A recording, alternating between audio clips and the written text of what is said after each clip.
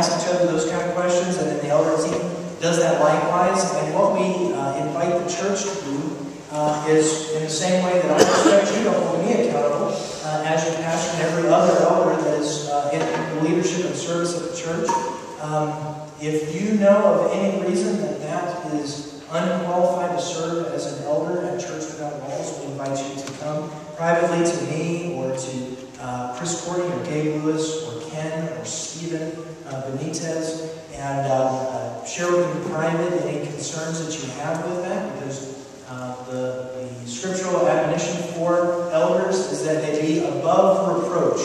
And so that's a pretty high thing to say. I guess you actually have to say anything this morning. But anyway, so that you know who Matt is.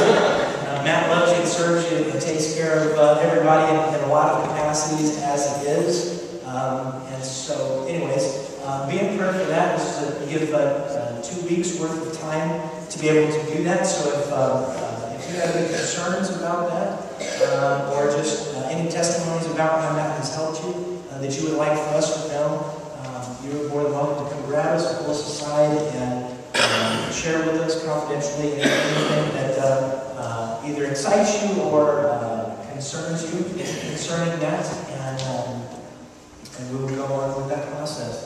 So thank you. I appreciate that. Children and preschoolers, you are dismissed to go at this time. Yeah, that's all. Sorry.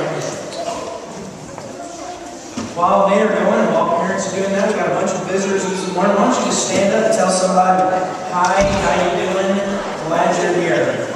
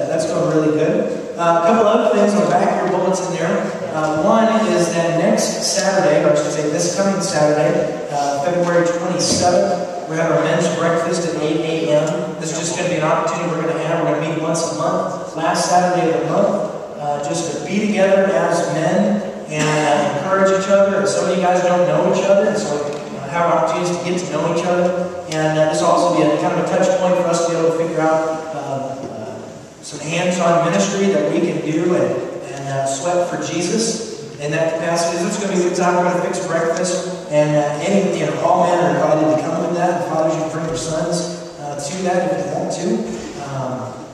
The other thing with that is that we have a man-to-man conference that's going to be happening March 1st and 2nd. That's at Westminster Christian Academy here off of East Broussard. Cost for that is $10, and the sign-up is out there in the foyer on a little table that's out there. It's going to be in the evenings from 7 to 10 p.m., and it's going to be great. It's going to be a lot of fun. I'm planning on going, and the elders plan on going, and it's going to be a really, really good time. We're partnering up with a bunch of other churches in the area, and just going to be with a bunch of men. Because we've said this before, as men go, so goes the church.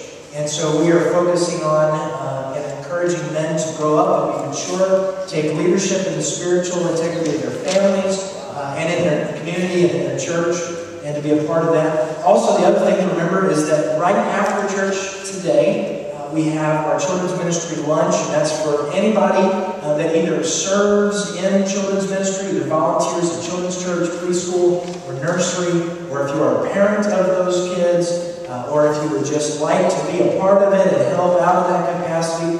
We need as much help as we can get in that venue. And so we've got some fried chicken coming, and yeah, man. And so we're going to meet there. We're going to try not to keep it longer than an hour, but all the different leaders of all those different groups are going to be there to share and kind of cast a vision of what we're doing and get some feedback, because that's something we really want to get is, you guys that have been doing this a long time, we want to get your feedback on how things are going, things that we can change, things that we can do to improve and help as we take on the awesome responsibility of loving and discipling our kids.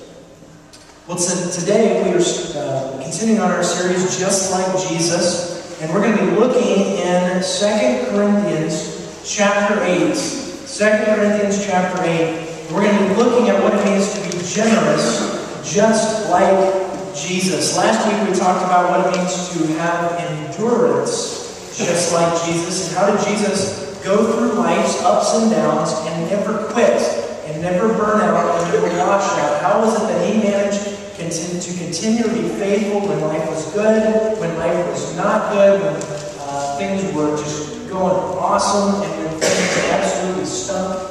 The week before that, we took a look at the temptation, to be tempted like Jesus. What does it mean to be tempted like Jesus, and how do we deal with temptation? And looked at the life of Jesus as he endured temptation.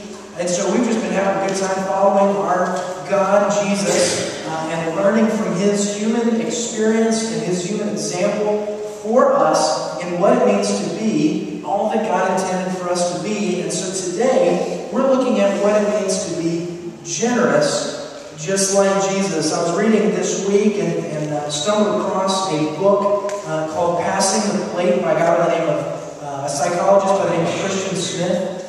He's an individual who got his PhD from Oxford in sociology, and got it in sociology. He currently works at Notre Dame University, one of the leading Christian sociologists in the United States, doing research in sociological matters concerning Christianity. And him and a team of other people did a very detailed study of Christian generosity and Christian giving and Christian service in the United States. These are American Christians. And he compiled it into a book called Passing the Plate. And this is what he had to say. More than 1 out of 4 American Protestants gives away no money at all per year. 0. 25%, absolutely nothing. They don't even give a token $5